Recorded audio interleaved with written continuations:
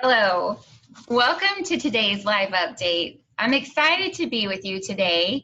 Joining me for this update is an intern who joined us this summer from Angelo State University, Kate Creecy. Welcome, Kate. Hi, thanks so much for having me.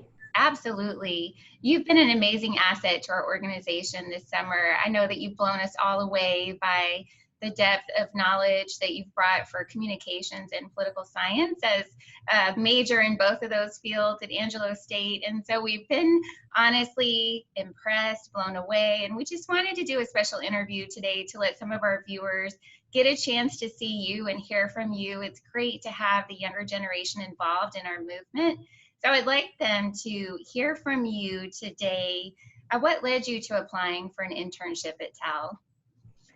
Yeah, so that's kind of a crazy story, really. So I've been hearing for a very long time, as a college student, internships are so important for you, especially your summer internships. And there's a lot of pressure to try to find the right internship.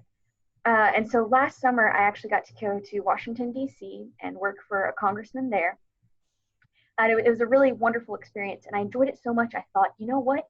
Next summer, I'm going back to DC. And I had a particular program picked out that I applied for. I was so excited. And then coronavirus hit. And before the program could accept or reject my application, they emailed me. They said, we're canceling the program. Don't come to DC. And suddenly I was left with nowhere to go and no summer internship. And so fortunately, the Lord had gone before me, as he always does, and I had met another intern in DC who's actually the daughter of one of the Texas Alliance for Life board members. And she and I became really close friends, spent a lot of time together in DC. And so I started searching for internships, cold calling or cold emailing rather, organizations at the national level, state level, local level. And my friend said to me, you really should think about applying for an internship at Texas Alliance for Life. And so I reached out to Dr. Poyman and he said, I think we'd like to bring you on board for this summer. Well, I know COVID has disrupted a lot of our plans for this summer. And I think a lot of us watching, a lot of those watching today can probably relate to the different upsets that have come into our world this year. But in our case, it's been our blessing that your other plans didn't work out. And I know let me say about those plans that it's amazing how the Lord's plans are always so much better than my plans, because I do really think this was so much of a better fit for me and hopefully for the organization than anything I had conjured up in my imagination. I love how that worked out for you.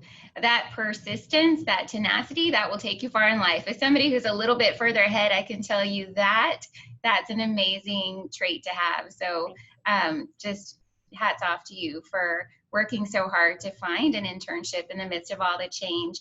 I'd love for you to share a little bit with our viewers today about your experience working with us this summer. What have you thought of it?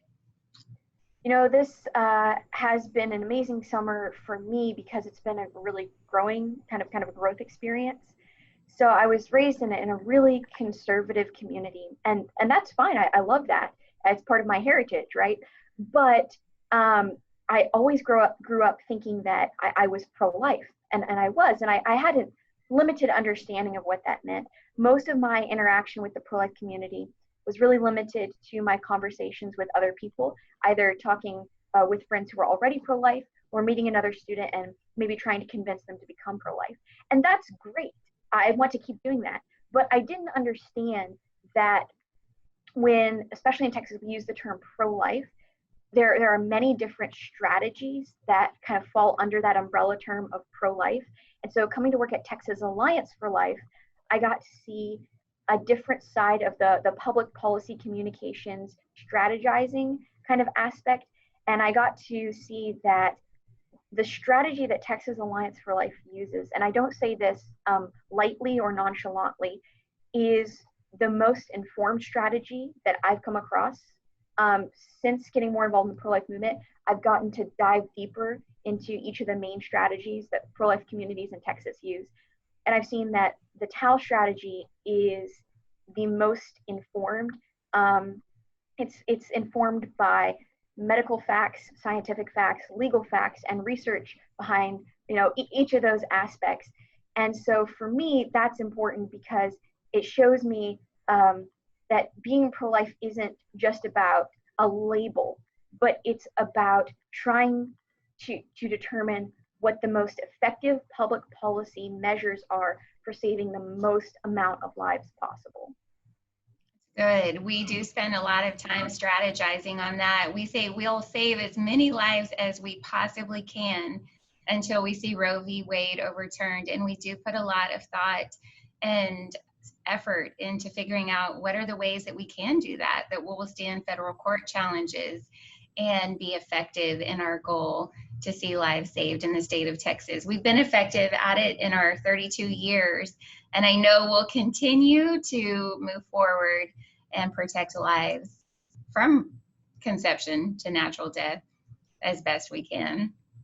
So I love that, how it's opened your eyes to a little bit more about the pro-life movement. It's not a label, there's a lot more involved. And honestly, there's an amazing number of ways that people can get involved in the pro-life movement, from working with pregnancy resource centers to the public policy side to sidewalk advocates. I would love to know, as you kind of step away from here back into your last year of school, do you see the summer internship shifting your involvement in the pro-life movement when you go back to school and even moving on from there? Like, how do you see this experience affecting your involvement in the pro-life movement moving forward? That's a great question, because I do think that this internship changed how I will interact with pro-life measures. And probably the biggest way I can think of that kind of interaction taking place would be, now that I've had the opportunity to learn about the public policy, legal analysis, strategy side of the pro-life movement, I can see that, like I was saying, pro-life isn't a label, but it's a lifestyle. So that means when I try to interact with my friends and we're talking about maybe some pro-life measure that's being debated, now I have a whole new perspective at looking at those issues to say, well wait a minute, did you know that actually there was this legal background that helped inform this law? Or statistics show that this strategy might help save more lives than this strategy, or something sort of like that. So just in my day-to-day life in college, I can bring that strategy side with me. But even going beyond that, I know that I want to continue to be involved in a really hands-on way. And I think that this internship enabled me to see what are practical ways that I can get involved in the pro-life movement. Maybe it's testifying before a committee about something that I've researched, or anything like that. And after college, continuing that mindset of how can we bring the strategy into the label of pro-life to save as many lives as possible, and try to bring those around us to that mindset too. So good. So good. So educating even is a big part of it, educating the people around you to learn what you've learned and see what you've seen. I love that. I have to say it's really refreshing to me to see a Gen Zer who is passionate about the pro-life cause. We don't see that demographic represented a whole lot. Our last question for our viewers today is more on the voting side. Any parting thoughts on the importance of people in and around your age getting out to vote your values in the upcoming general election? For just about as long as I can remember, I've kind of had one thought in my mind, and that's, I'm not so tied down to one career or another, a career path, but it's that I have a longing to do something that matters with my life. And I think that a lot of other Gen Zers, young people my age, feel the exact same way. And maybe we can see that in some of the actions that they take. They're even when I don't agree with their actions, there's this underlying longing just to do something that matters. Okay. And it's a little frustrating for me and upsetting to see young people who hold those values not taking action in line with those values. Because what good is it to hold an opinion or to understand a perspective or to agree with a moral if your actions don't line up with that?